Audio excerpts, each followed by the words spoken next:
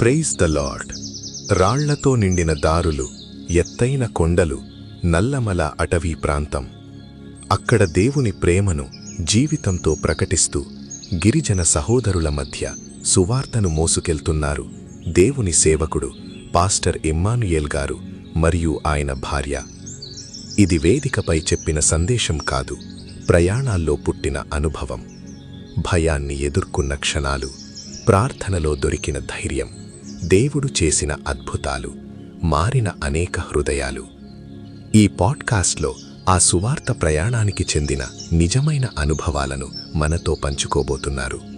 రండి ఈ వీడియోలోకి ప్రవేశిద్దాం.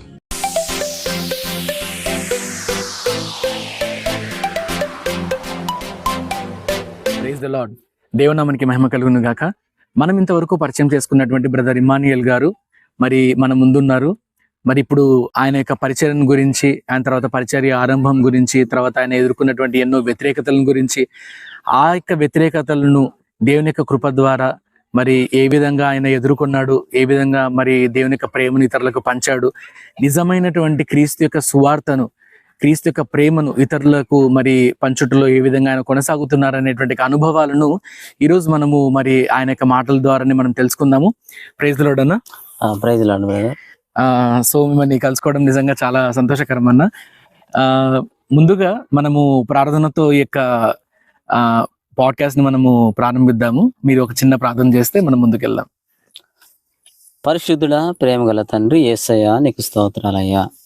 ఇదిగో నాయన, ఈ మీ దాసుని ద్వారా ప్రభా ఈ ప్రాంతాల్లో నాయన ఈ విధంగా నీ పరిచర్యలో నాయన రావటానికి సహాయం చేసినందుకే నీకు స్తోత్రాలు.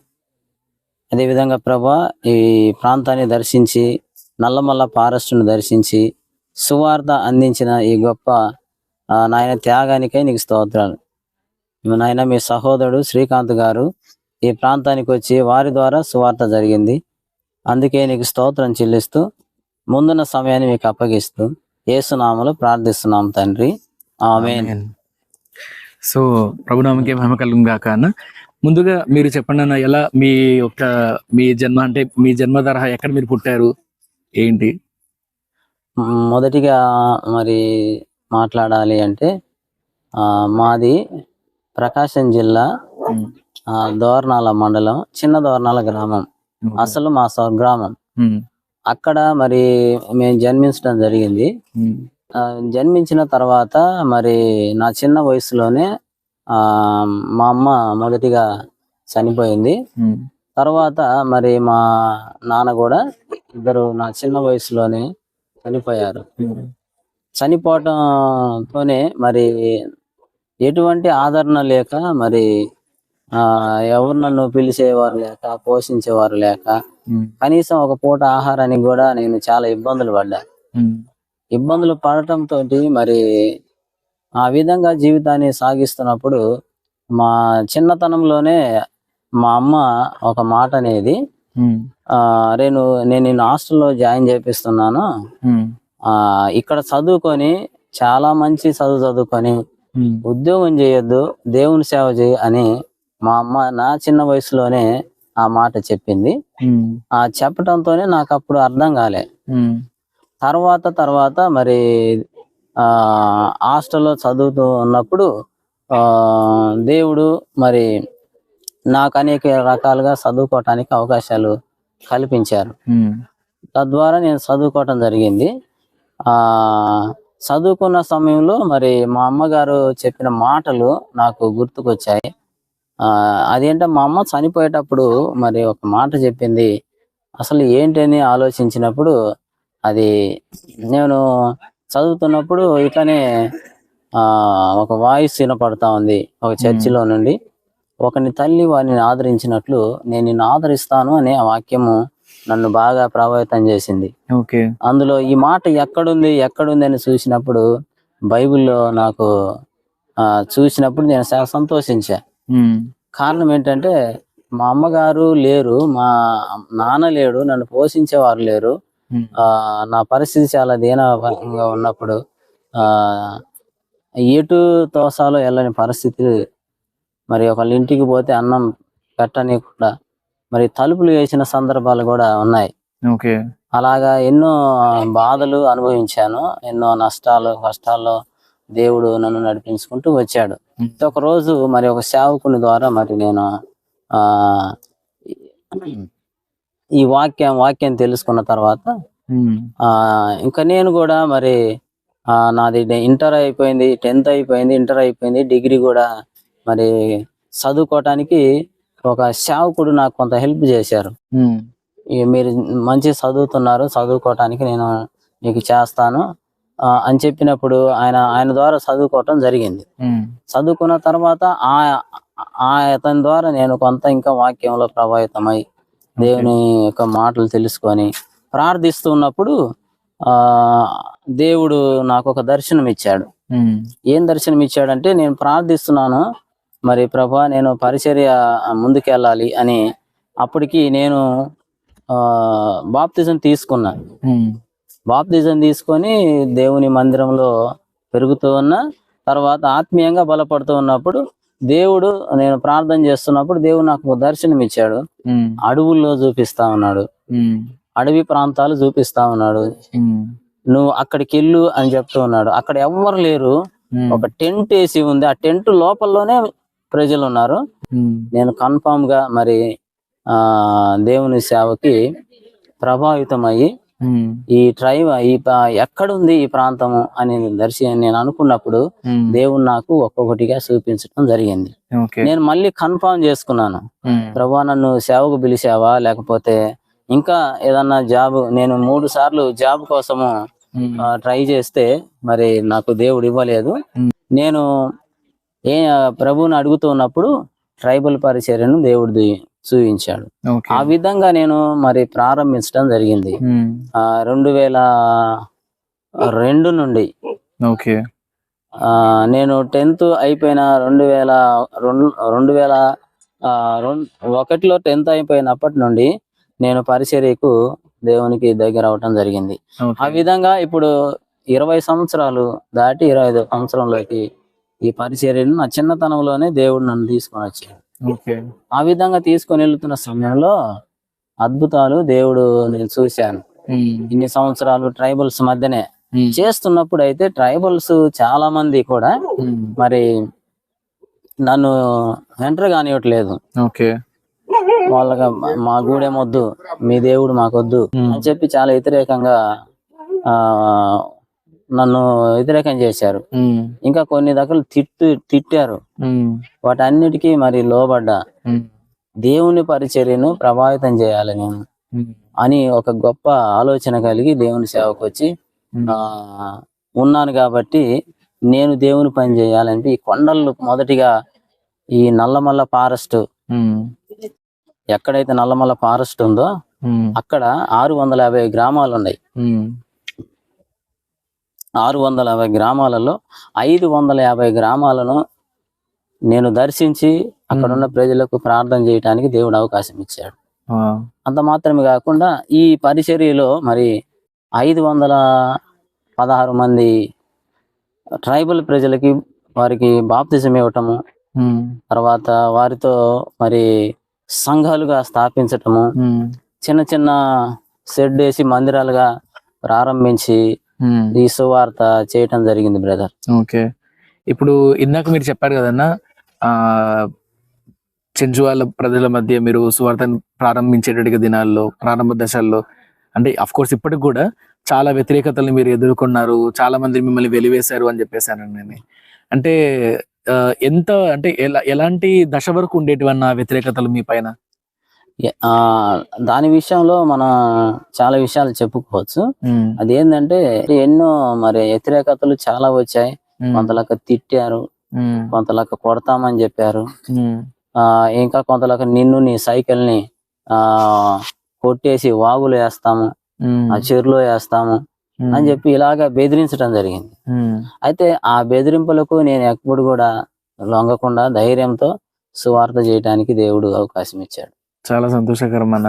మీరు ఇప్పుడు అంటే వాళ్ళని ఏ విధంగా మీరు ఎదుర్కొనే వాళ్ళన్న? అంటే వాళ్ళకి ఇప్పుడు ఈ వ్యతిరేకతల్లో అబ్సల్యూట్లీ మీరు చెప్తున్న దాన్ని బట్టి ఇప్పటికీ మీరు 2002 సంవత్సరం అంటే ఈ సంవత్సరానికి 23 సంవత్సరాలు అయింది.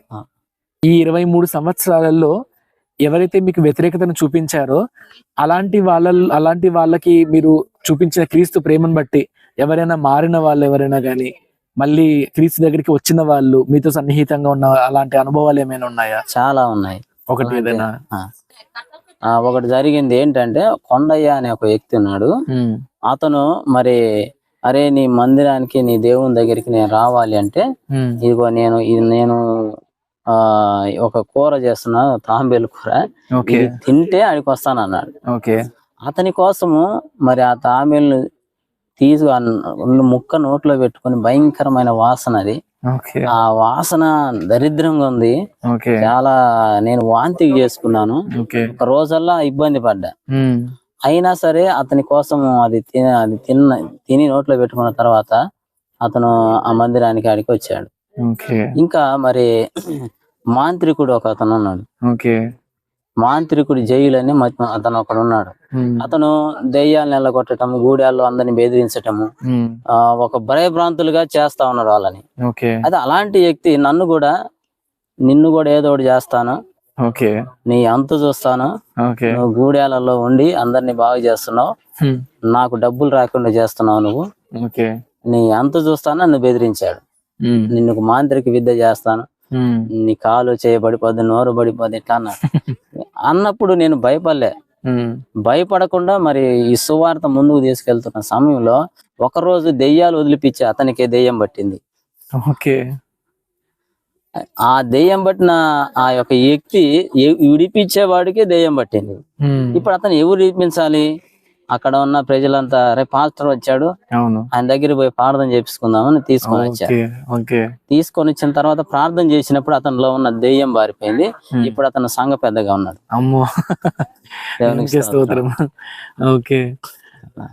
అలాగే చాలా సందర్భాలు ఉన్నాయి. చాలా మంది మారారు ఆ విధంగా.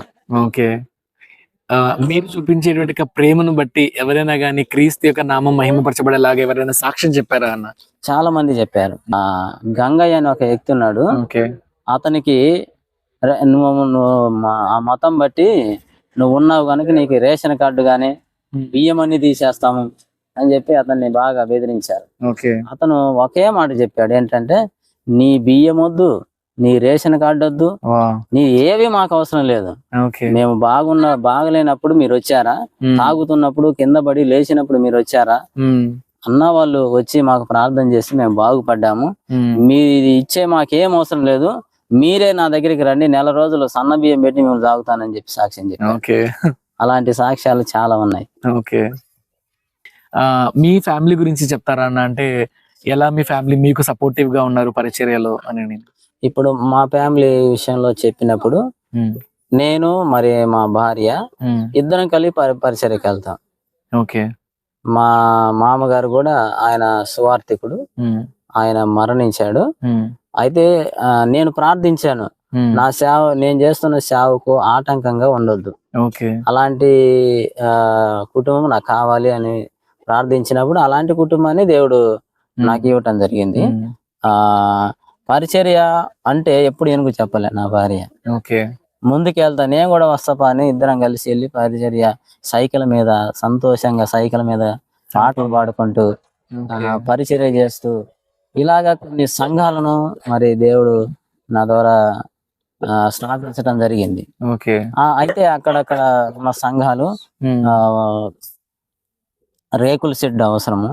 ఒక్కొక్క దగ్గర 10 మంది రక్షింపబడ్డారు, 20 మంది రక్షింపబడ్డారు, 15 మంది రక్షింపబడ్డారు. వీళ్ళందరికీ కూడా ఒక దగ్గర కూర్చొని చెట్ల కింద పందిరి కింద మేము చేస్తా ఉన్నాం ఇప్పటి వరకు. దానికోసం కూడా మేము ప్రార్థిస్తా ఉన్నాం. ఎక్కడైతే స్థలాలు ఉన్నాయో రక్షింపబడ్డారో వారందరికి కూడా చిన్న మందిరాలు మాదిరి ఏర్పాటు చేసి అందులో ఇక్కడ చెయ్యాలని ఆలోచన మేము కలిగి ఉన్నాం. ఆ విధంగా ప్రార్థన చేస్తా ఉన్నాం. ఓకే. దానికోసం కూడా మరి దేవుడు సహాయం చేయాలి. ఓకే. ఈ పరిచర్యను మరి దేవుడు అనేకులు రావాలని నేను ఆశపడతా ఉన్నాను. ఓకే. అయితే దేవుణ్ణి మనము అంటే ఎవరైతే ఆయన సన్నిధిలో, ఆయన పరిచర్యలో అయితేనేమి, ఆయన సన్నిధిలో అయితేనేమి ముందు కొనసాగుతుంటారో వాళ్ళందరూ కూడా ఏదో ఒక క్లిష్టమైనటువంటి పరిస్థితులను ఎదుర్కొంటుంటారు. కొన్ని అనుభవాలు ఉంటాయి వాళ్ళ జీవితాల్లో. అయితే అలాంటి ఒక జీవితము మీరు కూడా ఎదుర్కొన్నారన్న ప్రీవియస్ గా మీ లైఫ్ లో. మీరు మీకు సంతానం కావాలి అని చెప్పేసి పిల్లల విషయంలో మీరు చాలా ఎదురు చూశారు. అయితే చాలా సంవత్సరాలు మీకు బహుశా పిల్లల కోసం మీరు ఎదురు చూసి మీరు ప్రార్థనలో పెట్టారు కదన్నా. ఏంటన్నా ఆ సాక్ష్యాన్ని మీరు ఏమి పంచుకోగలరా పాపను గురించి? దేవుని కృపను బట్టి నాకు మ్యారేజ్ అయిన కొత్త సంవత్సరంలో మా ఆవిడ ప్రెగ్నెన్సీ అయింది. అయితే ఒక పాప వచ్చింది. నెలలుగా ఉన్నప్పుడు వచ్చి ఫాస్ట్ వచ్చి తగిలింది పొట్టని. తగలటం వల్ల అది లోపల ఉన్న ఆ యొక్క పిండం మొత్తం చెదిరిపోయి కొన్ని సంవత్సరాలు ఆపరేషన్ జరిగి కొన్ని సంవత్సరాలుగా మరి పిల్లలు ఎన్ని ఇయర్స్ ఏంటండి? ఆల్మోస్ట్ 15 సంవత్సరాల దాకా లేరు. ఓకే. అనేక మంది మమ్మల్ని చూసి వీళ్ళు ప్రార్థన చేస్తారు కానీ వీళ్ళకి పిల్లలు లేరు, అవును వాళ్ళ దేవుడు అంట, వాళ్ళకే లేరు అని చెప్పి ఎగతాళిగా చాలా మంది చేశారు. అలాంటి ఎగతాళితనంలో మరి నా భార్య మేము కృంగిపోయి ఆ 7 సార్లు ప్రార్థన చేశాము. దేవుడు ఆ సమాధానం ఇస్తున్నాడు కానీ అది కార్యరూపం రాలేదు. దేవుని కృపను బట్టి ప్రార్థన చేయటం వల్ల 2021లో దేవుడు కార్యం చేయటం వల్ల ఒక పాప మాకు దేవుడు అనుగ్రహించాడు. దేవునికి స్తోత్రం. చాలా సంతోషకరం. మీ పాప పేరన్నా? మా పాప పేరు ఎలీనా అని. ఎలీనా అంటే ఏంటన్నా? ఎలీనా అంటే జ్ఞానవంతురాలు, చురుకైనది, ఎవ్రీ స్త్రీ. ఓకే, చాలా హ్యాపీయెస్ట్ థింగ్ అండి. సో ఇంకా ఏంటన్నా లైక్ మీకు ఇంకా ముందు ఉన్నటువంటి మీ యొక్క ఉద్దేశాలు, మీ యొక్క ఆలోచనలు ఏంటి? నాది ఒకటే ఉద్దేశం. నేను పరిచర్యకు వచ్చినప్పటి నుండి ఇప్పటికి కూడా ఇంకా రాబోయే తరాలకు కూడా దేవుని కోసం నేను బ్రతకాలి. దేవుడు నన్ను పిలిచాడు, మనుషులు పిలవలేదు. దేవుని పరిచర్య చేయాలి. తర్వాత అనేకమైన సంఘాలు కట్టాలి. అనేక మంది ట్రైబల్స్ మధ్య వాళ్ళను ఇంకా ప్రభువులోకి నడిపించాలి. అలాగా ముందుకు వెళ్తున్నప్పుడు దేవుడు ఈ ఇమ్మానుయేల్ ట్రైబల్ మినిస్ట్రీ అని దేవుడు దాని ద్వారా నేను ముందుకు వెళ్తా ఉన్నాను. వెళ్తున్నప్పుడు అనేక మంది మరి పరిచర్యకు నాతో పాటు ఇంకా సేవకులు ఏమి వారికి నేనేమిటో ఆర్థిక సహాయం చేయలేను, వాళ్ళకి లేను. కానీ వాళ్ళు నన్ను ఫాలో అవుతున్నారు. అన్న మంచి పరిచర్య చేస్తున్నాడు, మేము కూడా ఆ పరిచర్యలో పాల్గొనాలని చెప్పి ముందుకు వస్తా ఉన్నారు. ఈ పరిచర్యని ముందుకు తీసుకెళ్ళాలి. అనేక మందికి మరి కేవలం చెంచు ప్రజలు, బంజారా ప్రజలు, ఇలాగా ఎరకలు, యానాదులు ఉన్నారు. ఇక్కడ ఈ 7 ట్రైబ్స్ ఉన్నారు. ఇక్కడ వాళ్ళకి మొదటిగా నేను సువార్త అందించాలి అనే ఆశయంతో మరి అప్పటి నుండి ఇప్పటి వరకు కూడా దేవుని కోసం మేము బ్రతుకుతాం. ఎన్నో బాధలు వచ్చినాయి, కష్టాలు వచ్చినాయి, ఆర్థిక ఇబ్బందులు వచ్చినాయి. ఒక్కోసారి తినటానికి కూడా లేదు. ఇద్దరం నేను మా భార్య ఇద్దరం ప్రార్థన చేసుకొని నీళ్ళు తాగిన రోజులు ఉన్నాయి. అలాగా ఎన్ని జరిగినా కూడా మరి దేవుని సేవ వదిలిపెట్టకుండా ముందుకు వెళ్తాం. అందుకే దేవుడు ఈరోజు మనకు పరిచర్య ఇచ్చాడు. ఈ అడవి ప్రాంతంలో, నల్లమల ఫారెస్ట్ లో ఉన్న అనేక మంది ప్రజల దగ్గరికి వెళ్లి వాళ్ళకి సువార్త చెప్తున్నప్పుడు కొంతమంది వ్యతిరేకించారు, కొంతమంది దేవుని దగ్గర తీశారు. అలాంటి వారికి బాప్తిసం ఇవ్వటం జరిగింది. నిజంగా వారు ఈరోజు సంఘాలుగా స్థాపించబడ్డారు. చాలా సంతోషకరం అన్న, దేవునికి మహిమ కలుగును గాక. ఇప్పుడు మీరు చాలా ఇబ్బందుల్ని ఎదుర్కొని ఉంటారు కదా. నేను ఇందాక మీకు చెప్పినట్లుగా ఆకలి దప్పుల్ని ఎన్నో ఎదుర్కొన్నాము అని చెప్పేసి చాలా చెప్పారు కదా. అలాంటి వాటిల్లో మీరు దేవుని పైన ఆధారపడి మీరు ముందుకెళ్తున్నారని మీ మాటలు అర్థమవుతుంది. మీరు చూసినటువంటి ఏదైనా అద్భుతాలు, దేవుడు జరిగించినటువంటి అద్భుతాలు ఏవైనా ఉన్నాయన్న? ఉన్నాయి. ఎలాగంటే నేను చిన్నప్పుడు అమ్మ నాన్న చనిపోయారు. మా ఊర్లో ఒక మందిరం ఉంది. అక్కడ కూర్చొని ఈ ఒక దిక్కులేని వాడిగా ఆ మందిరం మెట్ల దగ్గర కూర్చున్నాను. ఓకే. కూర్చున్నప్పుడు మరి ఏం అర్థం కాలేదు. ఒక ఆమె ఉంది, మా వదిన అవుతుంది. నా బాగా ఆకలి అవుతూ ఉన్నప్పుడు వాళ్ళు తాళం వేసుకున్నాడు. వీడు వచ్చి అన్నం తింటాడేమో అని తాళం వేసేసుకున్నారు. నేను ఆ గోడ ఉంది, ఆ గోడ ఎక్కి అన్నం వేసుకొని తిందాము నోట్లో ఇట్లా పెట్టుకునేసరికి ఆమె వదిన ఆమె వచ్చి వాకిలి తన్నేసింది గట్టిగా. ఈ దరిద్రం ఎప్పుడు పోతుంది నా ఇంట్లో నుంచి అన్నది. అన్న సమయంలో నేను ఆ ప్లేటు అక్కడ ఉంది అంత వదిలేసి ఏడ్చుకుంటూ బయటకు వచ్చాను. బయటకు వచ్చిన మళ్ళీ అక్కడే కూర్చున్నా. అక్కడే కూర్చున్నప్పుడు సేవకుడు ఒక ఆయన, ఏంది ఇక్కడ బాబు ఇక్కడ కూర్చున్నా అంటే ఇట్లా జరిగిందని చెప్పాను. అప్పటి నుండి ఆయన నన్ను తీసుకుని వెళ్ళి హాస్టల్లో జాయిన్ చేయించాడు. ఓకే. ఆయన నాకు ఫీజు కట్టాడు. ఓకే. నాకు కొంత సహాయంగా ఉన్నాడు. ఓకే. అక్కడి నుండి ఇంకా నేను నాకు దేవుడు ఇంత సహాయం చేస్తున్నాడు కనుక ఇంకా నేను ముందుకెళ్ళాలి, ఏ విధంగా అయినా సరే ముందుకెళ్ళాలి. ఓకే. ఈరోజు నేను టైలరింగ్ నేర్చుకున్నాను. ఓకే. డ్రైవింగ్ వస్తుంది నాకు. ఓకే. అనేకమైన దేవుడిచ్చిన టాలెంట్స్ ఉన్నాయి. వాటన్నిటిని పక్కన పెట్టేసి ఓన్లీ పరిచర్య, ఓన్లీ అనేకులకు సువార్త చెప్పాలి. ఈ భారం నన్ను బలవంతం చేస్తుంది. ఓకే. ఓకే. సో మీ లైఫ్ లో ఏదైనా ఒక హ్యాపీయెస్ట్ మూమెంట్ ఏదైనా ఉందన్న? ఇంతవరకు వాటిలో చాలా ఉంటాయి ఆఫ్ కోర్స్, ఒకటి ఏదైనా పంచుకుంటారా? నాకు హ్యాపీయెస్ట్ మూమెంట్ అంటే నాకు ఎక్కడైతే సువార్త ఆటంకంగా ఉందో ఆ ఆటంకాలు తొలగిపోయినప్పుడే నాకు హ్యాపీనెస్. ఓకే. ఓకే. రెండవది 15-18 సంవత్సరాలు పిల్లలు లేక బాధపడుతున్నప్పుడు దేవుడు నా కార్యం చేసి పాపనిచ్చాడు. అది రెండో హ్యాపీనెస్. ఓకే. ఇంతకు మించి హ్యాపీనెస్ ఇంకా ఏది లేదు నాకు. ఓకే. ఓకే. దుఃఖకరమైనటువంటి పరిస్థితుల నుంచి, అంటే పరిస్థితులు ఉంటాయి ఆఫ్ కోర్స్, ఇప్పుడు మీరు చెప్పిన వాటిలో నుంచి చాలానే ఉన్నాయి. అలాంటి వాటిల్లో లీస్ట్ అంటే ఇంకా నిరుత్సాహంలో నుంచి మీరు నిరుత్సాహతలో పడిపోయినటువంటి అనుభూతి, అందులో నుంచి దేవుడు మిమ్మల్ని బయటికి తీసినటువంటి అనుభూతి ఏదైనా ఒకటి పంచుకోగలరా? ఒకటే ఒక మాటలో, నేను పరిచర్యలో ముందుకెళ్తున్నప్పుడు నా వెనకమాల ఎంతో మంది నన్ను పడగొట్టాలని చాలా మంది ట్రై చేశారు. నా పరిచర్యను కొలాబ్ చేయాలని చాలా మంది వెంటాడారు. ఆ సమయంలో కొన్ని నిందలు, అవమానాలు నా మీదకి వచ్చినాయి. ఓకే. ఆ నిందలు, అవమానాలలో అది నేను తట్టుకోలేక కొంత డిప్రెషన్ లోకి వెళ్ళిపోయా. ఓకే. వెళ్ళిపోయి మళ్ళీ పరిచర్య నిల్లు అయింది.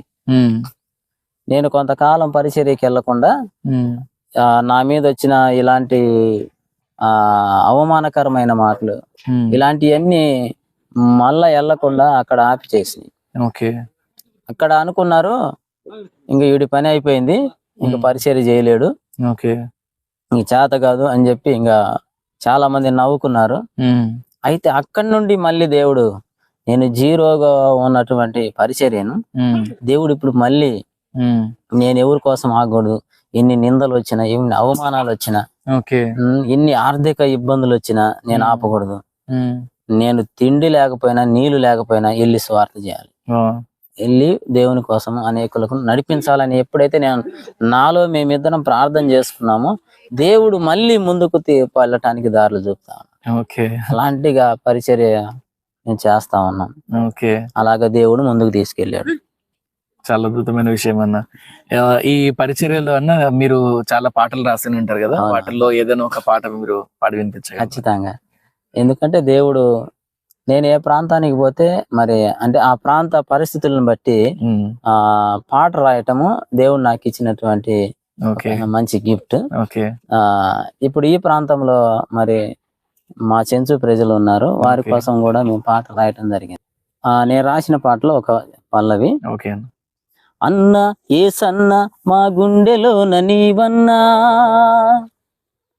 ఈ చెంచు ప్రజల గుండెల్లో పానమే ఏసన్నా, అన్న అన్న అన్న ఏసన్న మా గుండెలోన నీవన్నా, మా సెంచు ప్రజల గుండెల్లో ప్రాణమే ఏసన్నా. అడవిలోన ప్రజలు మృగాలుగా ఉన్నారని నన్ను పిలిచినావన్నా ఏసన్నా, అడవిలోన ప్రజలు మృగాలుగా ఉన్నారని నన్ను పిలిచినావన్నా ఏసన్నా.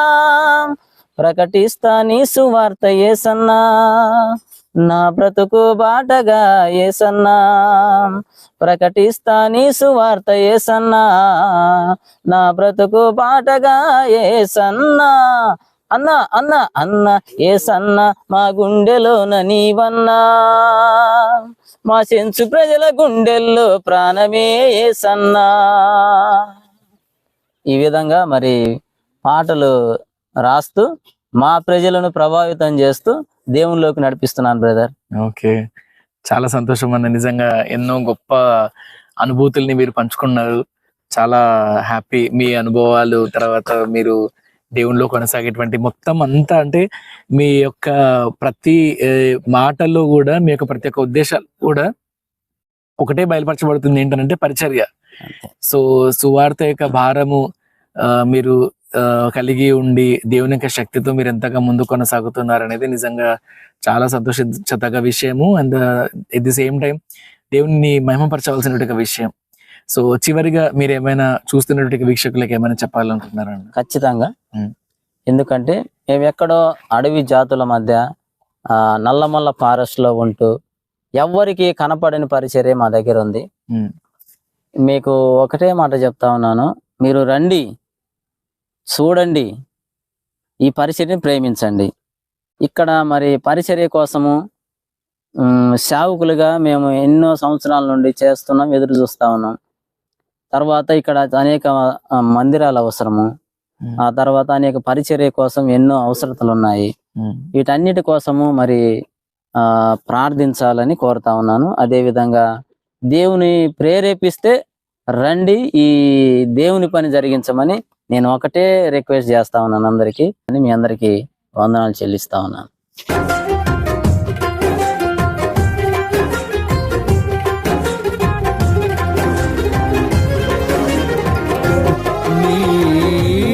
సింహాసనము నన్ను చేర్చుటకు సిలువను మోయుట నేర్పించితివి. కొండలు లోయలు దాటే మహిమాత్మతో నింపినావు, దయగల ఆత్మతో నింపి సమభూమిపై నడిపినావు. ఇది నీ ఆత్మ బంధముకై సంకేతమా. తేజో విరాజా స్తుతి మహిమలు నీకే, నా యేసు రాజా ఆరాధన నీకే. తేజో విరాజా స్తుతి మహిమలు నీకే, నా యేసు రాజా ఆరాధన నీకే.